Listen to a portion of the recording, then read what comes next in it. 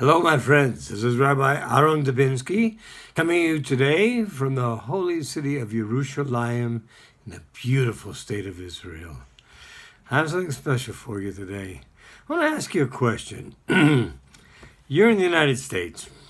You're in the United States, and you want to make a trip, and you want to go to St. Louis. Where do you go? How do you get there? Oh, I haven't told you where you're coming from. You're right, I haven't told you where you're coming from. You know where you're coming from, I don't.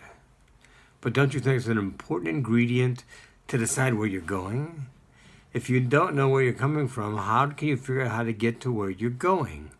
They are important, they are interconnected, they are essential to you making the proper choices. So, last week, we finished the fourth book of Torah, Bamidbar. And it went through 42 different stops that the children of Israel made from the way from Egypt to the Holy Land. Why? I mean, these have all been mentioned before. It's not that they're new. Not the first time we've heard about most of these places. Many of them had something connected with them. We remember them very vividly. Some not so much so. But they're each important. Why? Because each stop took us closer to our end result. And isn't it important to know where you're starting from so you can figure out where you're going to? It's extremely important. There was a song that came out in the 1980s. Most of you I know weren't alive then, but it was called, Do You Know Where You're Going To? Do you know the things that life is showing you? Now it's just a song. I mean, it's nothing special. It was on the top 100 or whatever way they have of measuring them. It was by a famous artist. But the questions can be haunting. Do you know where you're going to? Do you know the things that life is showing you? That's why we talk about all the 42 stops and things that happened along the way that we needed to remember. And we still do that today. What do we have on Sunday? Well, it's actually Saturday, but we celebrated on Sunday. We have Tisha B'Av coming. Now, Tisha B'Av was a time of a lot of misfortune for the Jewish people. A lot of misfortune. 2 temples gone. The expulsion of the Jews from Spain. And what started it all? The bad report of the Meraglim, of the spies, who in essence slandered what Hashem said. He said, go into the land. It's yours. I'm giving it to you. I mean, I don't think a promise gets any better than that. That's as good as it gets. You have the word of the creator of the universe that it's okay to do this, and he's going to back you up, and he's going to make it so that you can take care of this. Well, that's as good as it gets. And then you come out and you say, no, it's not. It's going to be hard. It's going to be painful. A lot of people are going to die. It's a sad situation, and we really shouldn't be doing this. And 10 out of 12 said that. And that is what set everything in motion.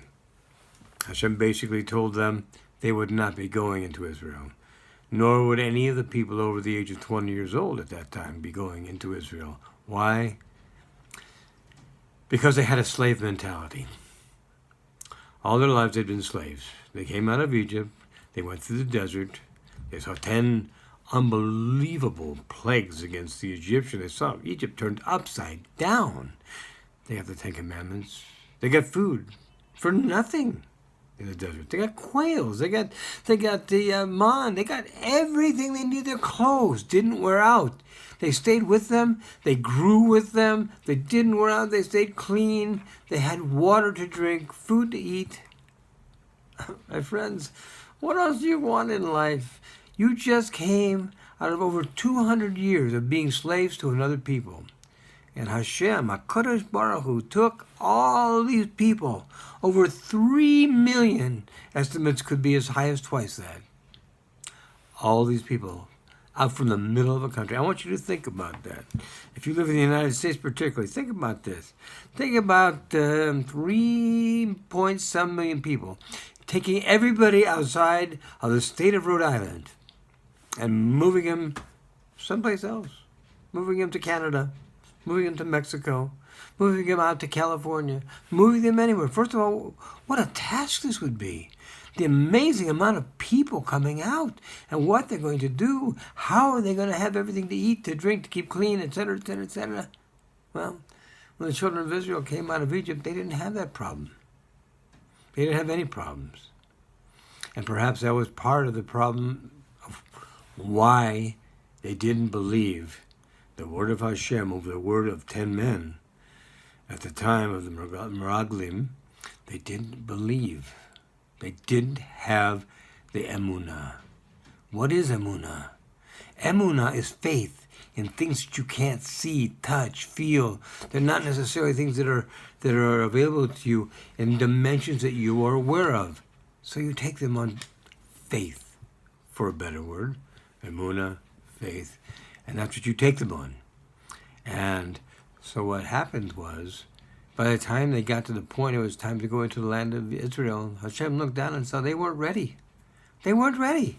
If you had just seen all the things that they saw, I'm not talking about somebody told it to you from a story. I'm talking about you lived through it. You lived in Goshen, and you watched while the mightiest country in the world gets clobbered with 10 of the most awesome plagues you could possibly imagine, to the point where they go, Uncle, we give up, please just get out of here and go away. You saw this. You saw Hashem giving the 10 Commandments at Mount Sinai. You saw the well of Miriam that followed you through the desert, that gave you water. You saw man coming down every day to feed you. You saw quails coming in when you complained that the man was making you tired. It was the same old thing every day, day after day. Instead of saying, thank you, which would have been appropriate, for feeding us in the middle of the desert where there is nothing but scorpions and snakes, which are not kosher, so we can't eat them anyway. But anyway, all these things that happen, instead of saying thank you, what do? We complain. Right up to the end, where it's time for us to enter the land of Israel. And 12 of the most righteous men of Israel go to explore the land, and 10 come back with bad reports, in spite of the fact of what Hashem said. So he reminds us at the end of this book, because the next book is a lot of it is just a big reminder of what's gone on so far. But for right now, this is the end of the end of the book, Bamidbar, in the desert. And Hashem looks down and he sees that people aren't ready. They're not ready.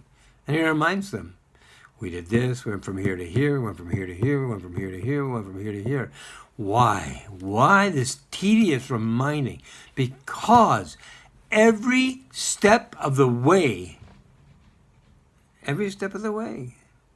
we made mistakes. Sometimes we learned, most times we didn't. But we made mistakes. And we had to learn from that. Because even though we, as the older generation, would not be able to go into Israel, our children would. And we would teach our children so that they know. Do you know what a horrible feeling it had to be as they got closer? And they were getting ready to go going through the desert. And children of Israel every year, those above the age of 20, would go out and dig their graves in case this was their year. Think about that. That'll really give you a different kind of sense of reality. So that when you tell your children what it's like, what's happening, what's happened, where you are now, they can get an idea of what's ahead. What to do, what not to do. Learn from my mistakes. My tati, Alav Sholem, Zechola Brocha. My tati used to tell me, don't do mistakes your own way and make your own mistakes. It's painful. Learn from my mistakes. Learn from my mistakes. It'll save you all that aggravation, all that pain, all that heartache. And that's what I would tell all of you. We need to learn from where we've been. Remember that where we stand today is a sum total of every single decision and action we have made all of our lives. We don't have to go back and remember each and every one of them. But there are points. And most of us know where those points are. Most of us know. We can go back to them and say, ooh, that was a mistake. I won't do that again. Ooh, that was a mistake. I won't do that again. Ooh, I did something really good here. I need to concentrate on doing that again and again and again. These are the things we need to do. So as we come into Tisha B'Av, the saddest day of the year, we fast from night before, right after Shabbos, until the next night. It's a time for reflection also. We can't read Torah. We can't do anything of pleasure.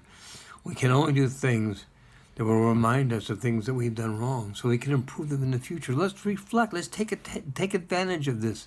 Let's take this time to reflect on where we came from, where we are, and most importantly, because of all of that, where we're going.